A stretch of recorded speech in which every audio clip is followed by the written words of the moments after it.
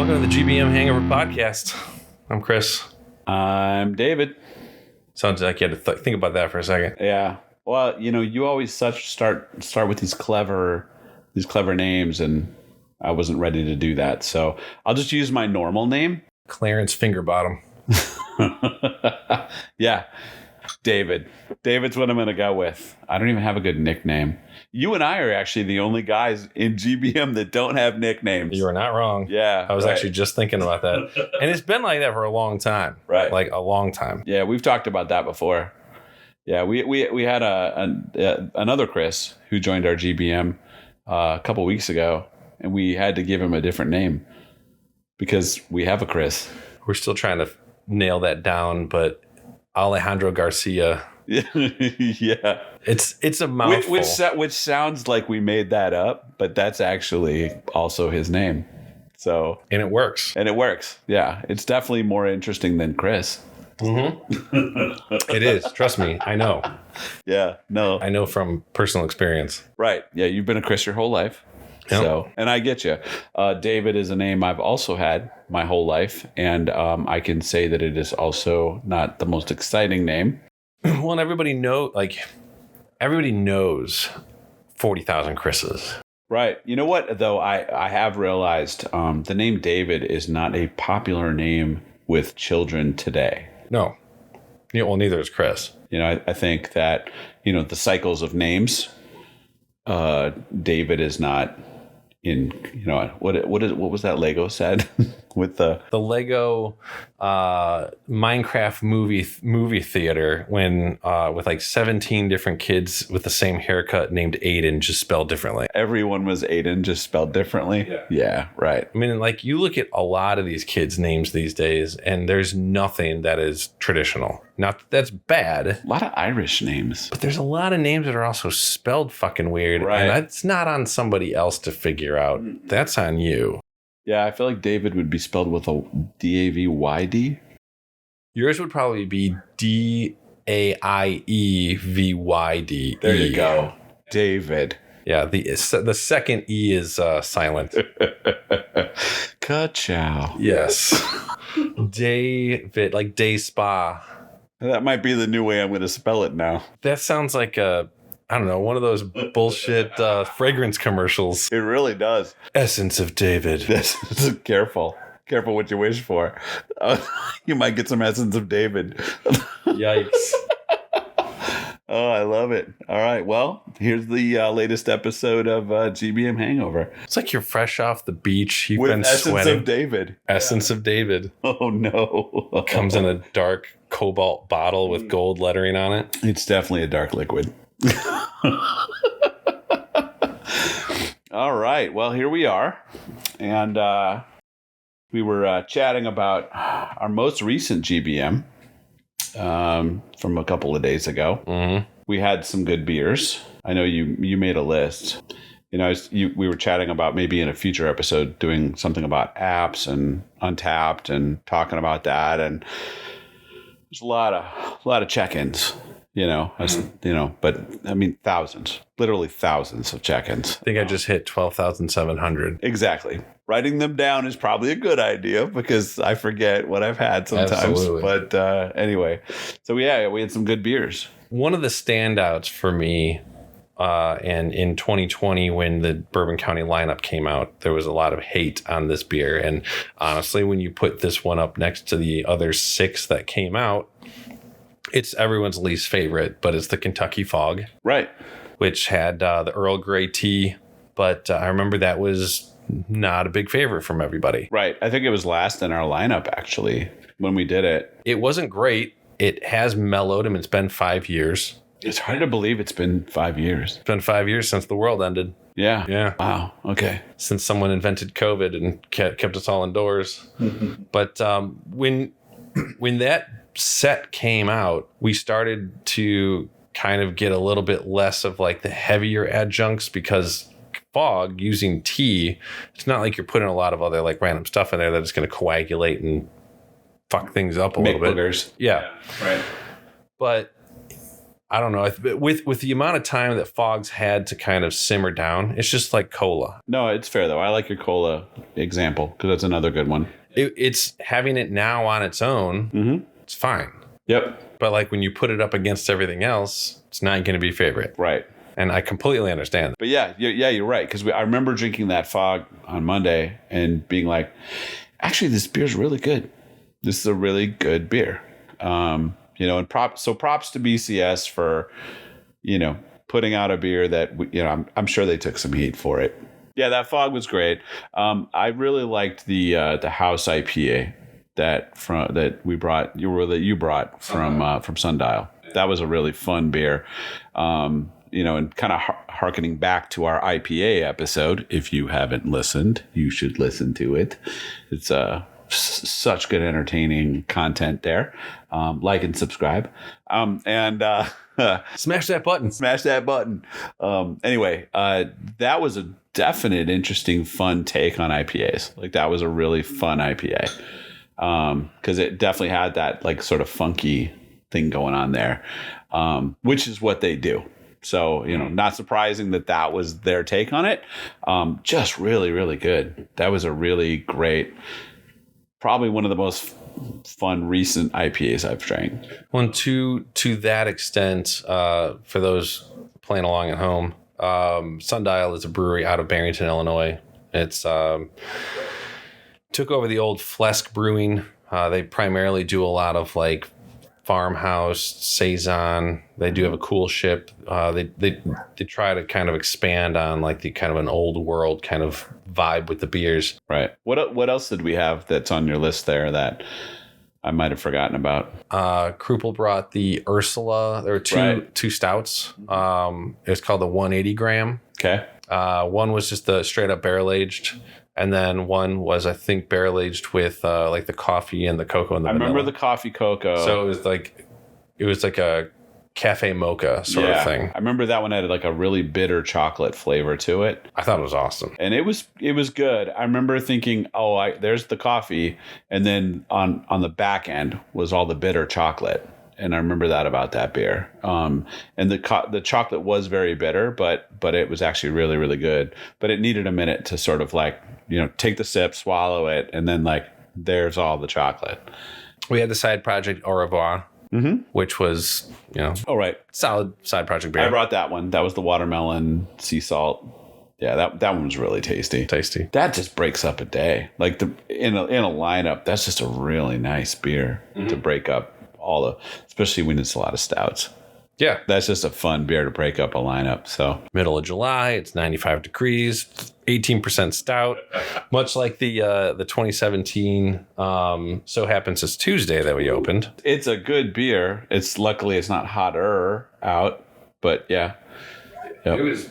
It's not so much a summertime beer, but it's a good beer. But then again, think about Southern California, right? When it's 75 to 80 degrees every day. That's a good point. Those guys make a lot of stouts for a Southern California company. It's always stout season. It's always stout season there in whatever, Placentia or whatever it is. Yeah, I always want to say placenta. Yeah. But you can't help it. That's where they're from. That's okay. My brother lives in Cumming, Georgia. All right, moving on. Yeah. All right. Well, we talked about what we wanted to chat about today, and I think we settled on another one of our favorite Chicagoland breweries, one of our favorite breweries that does primarily hazies. We've mentioned them before. Hop Butcher. Which, interestingly enough, when you break down the idea of hazy IPAs, obviously it started in the New England area with like Heady Topper and shit like that. Right. I feel like we're definitely spoiled here in the Midwest with the fact that, not even the Midwest, but we have it here in Chicagoland area that we do have Phase 3. We've got Hop Butcher and we've got more. Yes. And those three do a great job. So you've got that trifecta of really good hazies that don't necessarily fall under the envelope of a Northeast IPA. Right. A New England. But it's awesome. Right. Yeah. So Hop Butcher being one of the more quintessential hazy breweries here in the Midwest, especially around the Chicagoland area, to be fair, a lot of them do taste similar. They do taste, and we've talked about that before too. That we've kind of talked about that as maybe a criticism, but also they're really, really good. And I feel like we might have talked about like the relationship or like the parallel that we've drawn with like music, where you could have a band like Breaking Benjamin, for example, that puts out 6 albums. That's a great example, actually. And it's very much the same kind of formula, but new songs. And you still like it. I love them. That's the thing. That's why I love your example, because Breaking Benjamin comes out with a new album, and I actually don't want them to change from what they're doing.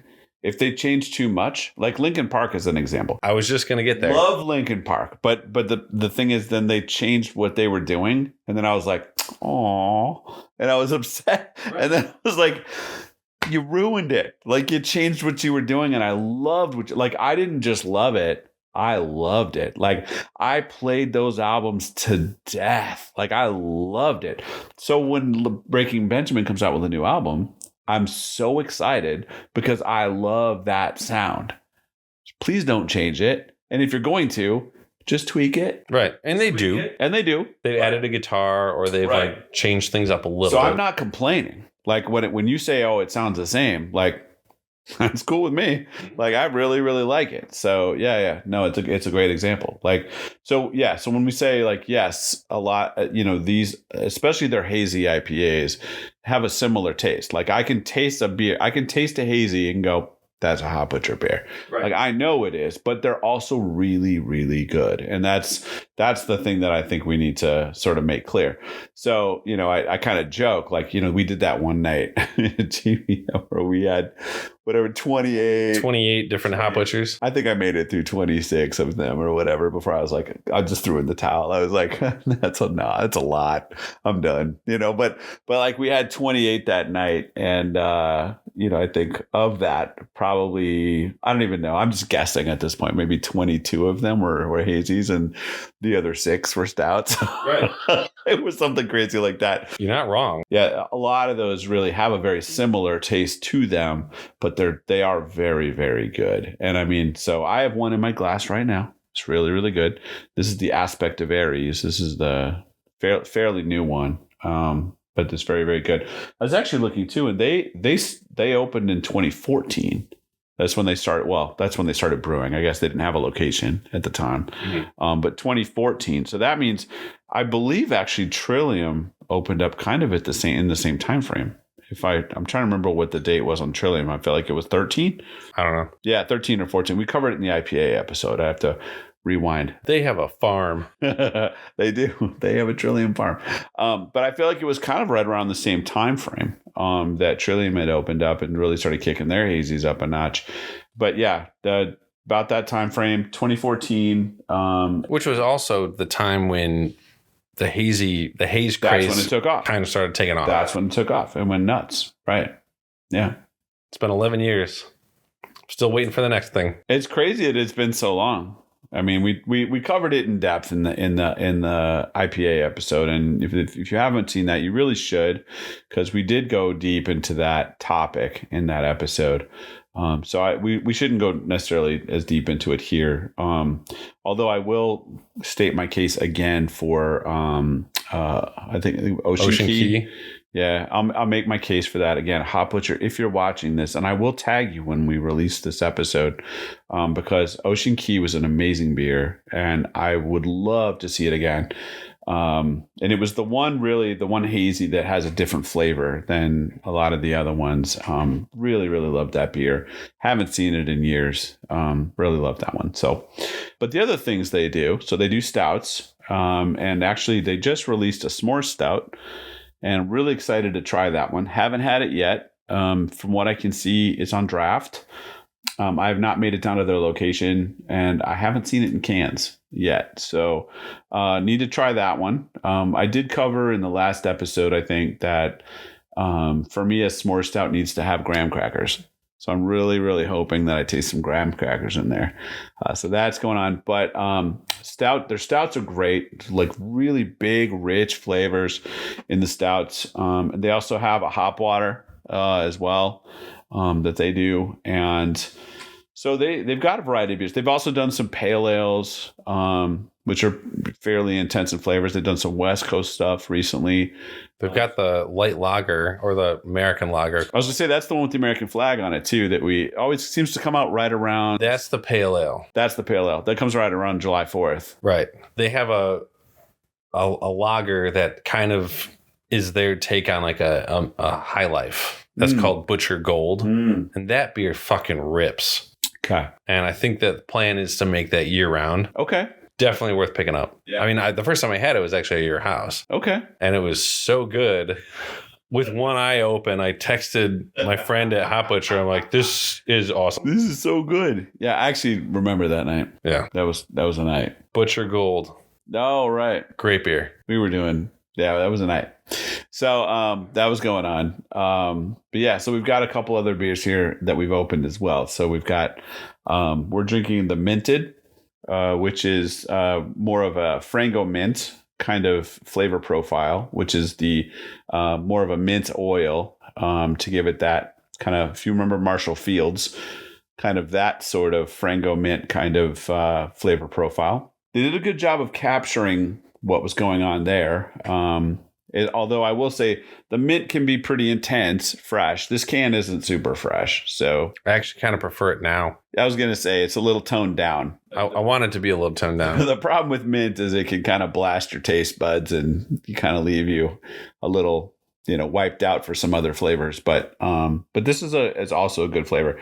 And their stouts are very rich and flavorful. Just in general. I think I'd rather go into my hotel and have a can of this on my pillow than an actual mint. You're going to enjoy your evening more. That'd be a better nightcap. It's true. Yeah, and the hop water you had. And so we've got one of those too.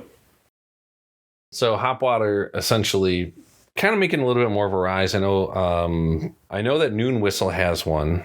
It's pretty good. Lagunitas has their hop refresher or whatever. Personally, I'm not a huge fan of that. It's a little sweeter for me.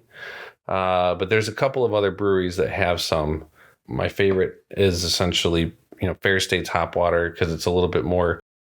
I think it's a single hop version and it's crisp, but it gives you more of that like effervescentness with a little bit of hop character that is really good, works well as a mixer. What Hop Butcher actually did was they took kind of like their base hop additions. So they usually like use 2 or 3 hops and they made the hop water out of it. It's very smooth. But it is very smooth. As good as it is. And this one's supposed to be tropical, which I feel like did a really good job. Yeah, right. It does have Citra in it. I don't remember exactly what other hops there are. But I guess the point is they've really gone from doing primarily hazies and a couple of stouts to kind of broadening their selection of beers and what they're doing. And then I don't remember the exact year that they moved into the Half Acre spot. When was that? I don't remember. I feel like it was 19. No. Maybe after that. I think they probably opened up in like 2022. Okay. So somewhere in like the early 2020s, so like maybe 21, 22, 23, they opened up and kind of took over that Half Acre spot in Chicago. The original Half Acre spot. And they're in there now. And that's a really nice place, actually. It is cool. I've been in there since they took that spot. And it's a great vibe. Well, they didn't change too much. They really actually didn't change too much. They put up, they did some art on the back wall, and I know when we were in there, we got to kind of check out the back area. And none of that's changed. Right, none of that's different. All the stickers, all the stuff that was there originally is still there. It's actually surprisingly a small kind of feel to the place, despite the amount of beer that they're pumping out. Well, when they originally started, they started brewing out of Miskatonic. Down in I want to say Darien, but I don't think it's Darien. It might be. I don't know. Don't quote me on that. So I feel like they were down there for a while brewing out of Miskatonic, and it got to the point where people were showing up to Miskatonic looking for Hop Butcher beer. Okay. I knew that they wanted to always find their own place and just to get out on their own. I'm glad that they did. And the old Half Acre spot is perfect. And the label art is very noticeable. Art's cool. Just like it, when you taste the beer, you're like, oh, that's a Hot Butcher beer. When you see the label art, you know it's a Hot Butcher beer. When you walk into a place, you just pick up the cans. Right. And I remember the entire top part of my fridge was 6 cans deep, just straight across. And I had like so many because I would buy a 4-pack. We would drink 1 or 2 of them. Right. And then the other 2 would sit in my fridge. Yeah. Without, I'll tell this story, but I won't name names or anything, but I remember irritating my local Benny's rep, when I went into, I went in one day looking for, I was like, I knew when the Hot Butcher stuff showed up. Oh, is this because you knew more than that guy? Yeah. So that's the story, right? So I went in and I was like, oh, hey, I just came in. I wondered if you got the latest drop of the Hot Butcher stuff or whatever. And he had a bad morning or whatever, and so he said that to me, he's like, no, we didn't get it yet. And I was like, oh, I was just checking in because I thought, you got the shipment or whatever. And he goes like, well, clearly you know more than I do. And I was like, wait, what? You just said that to me? And I was like, the Benny's guy was pretty irritable that morning. And so I guess my point in that story is cool it. All right. Don't get too pissed at your beer people that are buying beer. All right. Easy on the customer service guys. But also, Hot Butcher definitely had a moment there where they were like the beer to get. Like people were going nuts for it. Like it was the hot beer. That in phase 3. Both. Yes. Both. They were kind of like at the same time. Right. Both really like both hot. Super hot trendy, super, super popular, and they're, and with good reason. And they're very, very good. I'm trying to remember when that was, but that was probably maybe 4 or 5 years ago now, but yeah. It's so fun to have access to beers like that and to be able to drink these great beers and so happy to be able to have them as part of what we have access to. We're at that point that I can actually, if I want a Hot Butcher or I want to introduce someone to a Hot Butcher, I can go find it. Right. And I'm not necessarily like, all right, I got to be there when the van shows up or whatever, right? There were plenty of times that I walked into Benny's just because I was kind of on the hunt for them, and they were literally being wheeled out of the back as I showed up. Yeah, and I also hate being that guy. I know, me too. Totally, me too. Like I don't want to be that guy that's like, so I just came in to see if you have Blanton's. Yeah. Like, don't be that guy. Come on. Nobody wants to be that guy, right? I feel awkward asking about it. So awkward, kind of like the kid at school that accidentally calls the teacher mom. Like, it's fucking weird. The teacher's like, have a great day. And you're like, I love you. Like, oh, no. I can't believe I just said that. Hey, mom. This is the life of a consumer. At the same time, though, you gotta be cool. Oh yeah, it's just beer. Well, exactly. At the end of the day, it's just beer, and that's the coming back to the GBM thing again. The nice thing about drinking with a bunch of guys who also like beer is that we don't all have to get it, because as long as one of us does, we all get to try it. Right. I thought you were talking about we don't all have to get like what the beer was about. I was like, oh well, we do. Because to a certain extent, there's plenty of the stuff that we open that not everybody is going to like, which is fine. Oh, that's true. Right. No, that's fine. That's what makes it fun, though. Everybody has their opinions. It's okay. If everybody had the same opinion, it'd be boring. Super boring. What would we talk about? Nothing. Well, we talk about politics, which we did the other night, which is a bad situation. That gets quite spirited. Careful. Don't fucking do that. But it's cool if you can hang out with a bunch of guys who can. To be fair. And the nice thing about GBM too, and I think it was even said, I don't remember who said it, you're able to have that conversation without everybody just losing their shit and getting on top of each other. Mm-hmm. Everybody that shows up is from a different side of things, and it's okay. Like, you can have difference in opinion. And that's actually one of the things that's beautiful about tasting beers and sharing beers with a bunch of different people, is because everybody tastes it differently. Like, I'm never going to not give Buffet a hard time about those buttermilk ranch cheese curds when he said they taste like cigarettes. Like, what kind of drugs are you on? Are you smoking buttermilk ranch cigarettes? No idea. But what the fuck, dude? Right. Totally. No, it's funny. But it all comes down to, this is also what I prefer, and this is what I'm looking for. Very much like, I don't mind a lot of s'more stouts as long as the marshmallow doesn't taste fake. Right. Then you have somebody else, like Tim, might just be like, I like it. I like it. That's it. It's I like it or I don't like it. Right. Yeah. Thumbs up or thumbs down. Siskel or Ebert. We're done here. Yeah. I did want to, hopping back to the Hop Butcher thing. So I did want to talk about their Hopping back to Hop Butcher. Hopping. We got to avoid the hopping frog reference. They have a reference that they got their name from, which is from Carl Sandburg.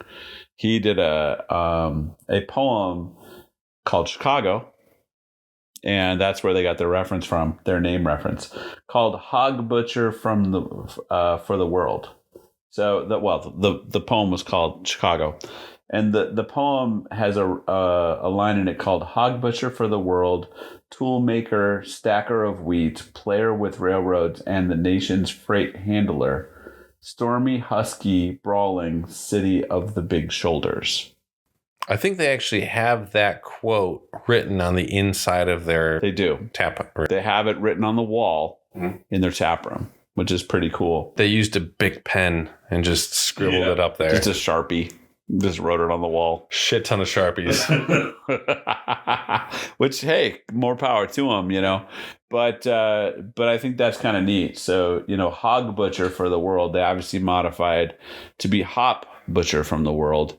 And Hop Butcher obviously means a lot to them. And the hops is a big deal, especially with the hazies and what they're doing there and playing with hops. The Butcher, they kind of reference to, to more about what they're doing with hops, grain, yeast, water, so it's not so much about butchering, but more about sort of the concept of a butcher shop and sort of the way they make their beer.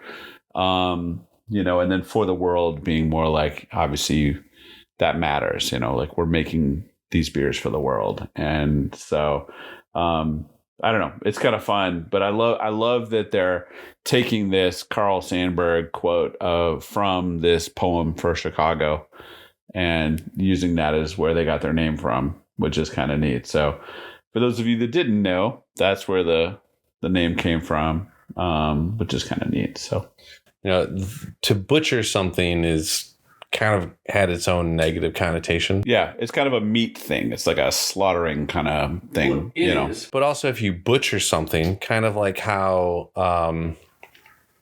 Angel Reese butchers playing basketball.